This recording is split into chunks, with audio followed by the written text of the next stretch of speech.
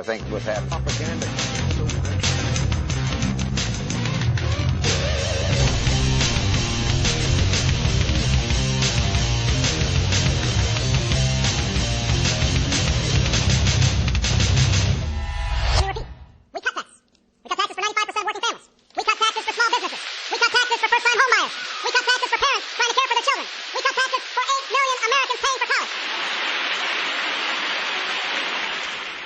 I get some applause on that one. Now, here's a couple of reasons why you got no applause, I think. If you cut taxes for people going to college, it really wouldn't matter because the liberals who run our educational systems have jacked up the cost of college tuition. So what difference is your supposed tax cut going to make? Also, there's a difference between tax cuts and tax incentives. Obama is saying we'll cut taxes for small businesses who give jobs. No. How about you cut taxes up front so they can give jobs? See, when there's federal tax, state tax, local tax, corporate tax, payroll tax, regulatory fees, etc., why not encourage states to cut their taxes as well as the federal government cutting taxes and tax outcome, not income? Let people keep real money so they can spend real money. All these government-imposed costs on a business tax the hiring power of business. And after all these costs, Obama wants to say, but if you hire some people, we'll give you a little break. That's tax incentive, not tax cuts. That's the donkey dangling the carrot, man. That's why he got no applause for that one. He wasn't being honest. But more than that, there's a strategy there. The strategy was to say something that people would expect Republicans to agree with. And when they didn't applaud Obama for it, it makes Republicans look like they're the sourpuss party, and no. The Republicans not applauding wasn't for them being stubborn. They didn't applaud because Obama wasn't being honest. What I think is funny, though, Obama and his advisors know that in order for him to gain an image of being effective, he has to lean to the right and speak the conservative language now.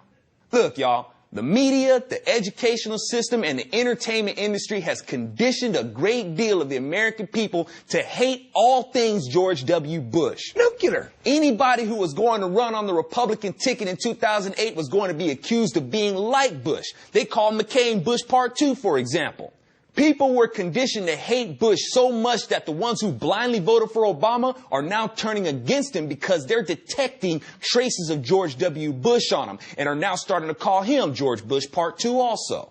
Obama had to be run as somebody who looked totally different from Bush. So he was ran as a total liberal. And don't get me wrong, he didn't mind because that's what he is. Partial birth abortion, military negative, socialistic policies, and so on. He ran as the anti-Bush, and many Americans were conditioned to elect the anti-Bush. But Obama didn't just win because of that. We lost because we didn't pick a rock-ribbed conservative to run against him. With all the factors Obama had going for him, like the people hating Bush so much that they were happy to take Obama, an unpopular war, and Hollywood doing their best to show the people that he was nothing short of a god, he still only won by a small margin. Man, it should have been a landslide victory.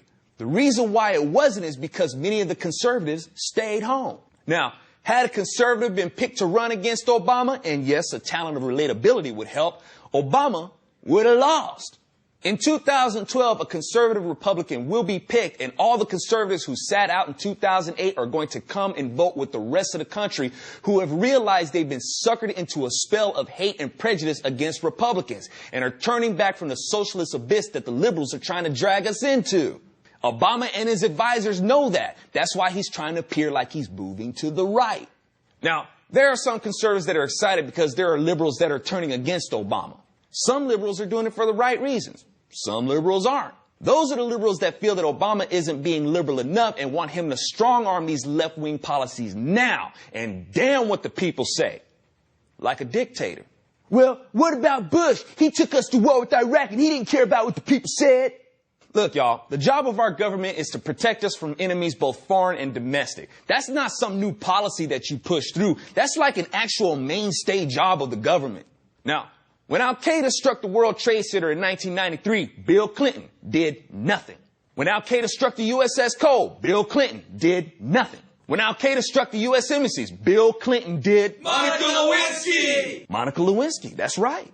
Bill Clinton knew that Al-Qaeda was an active and hostile enemy and he did nothing. And you still want to blame George Bush? You're mad at Bush for taking out Saddam Hussein, a financer of Al-Qaeda and a grantor of safe havens for them to conduct their operations.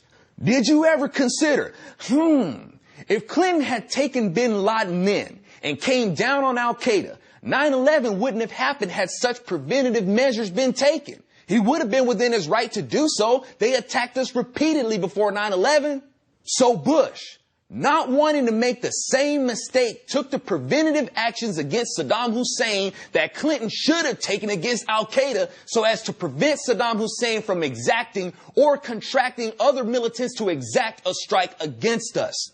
And being that Saddam had a rogue nuclear program going, guess what kind of attack that would have been? So I know Obama really wants to lay all this blame on George Bush, but it's a lie.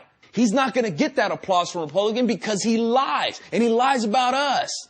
Now he wants to be seen as the guy who was smart enough to make use of nuclear energy, coal, and using our own oil, when we Republicans have been suggesting that for years, only to be met with scorn from liberal environmentalists.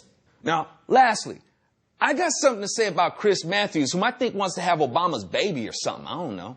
Chris Matthews, who I gather was so elated by Obama's speech, forgot that Obama was black. Which means, by his own admission, before this, when he saw Obama, what he saw was a black man, despite Chris being a colorblind liberal and all.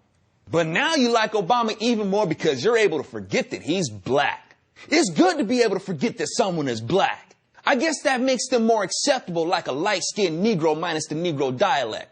So, if you're able to forget that he's black, what's left for you to remember and embrace about him? The white part? Let it be known, people, that the real racism in this country is a cloud kept over us by liberals. They're hung up on race. These white liberals have the nerve to say they're colorblind, yet they put everyone who's not white in groups, hyphenate them, and refer to them as ethnic, as if white people aren't an ethnic group themselves. Everybody else has to be referred to as a hyphenated American except the white liberal elites because according to them, they're the American standard and they don't need a hyphen. Let me tell y'all something else. I ain't colorblind. I don't play that. I see color. I see blacks, whites, browns, yellows, reds, and I thank God for all the colors I survey.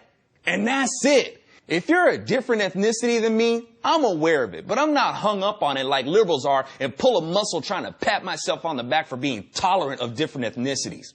These liberals are overly indulgent on feel-goodism, and they get drunk with this idea of being colorblind. This drunkenness impairs judgment. A demonstration of that would be the election of Barack Obama.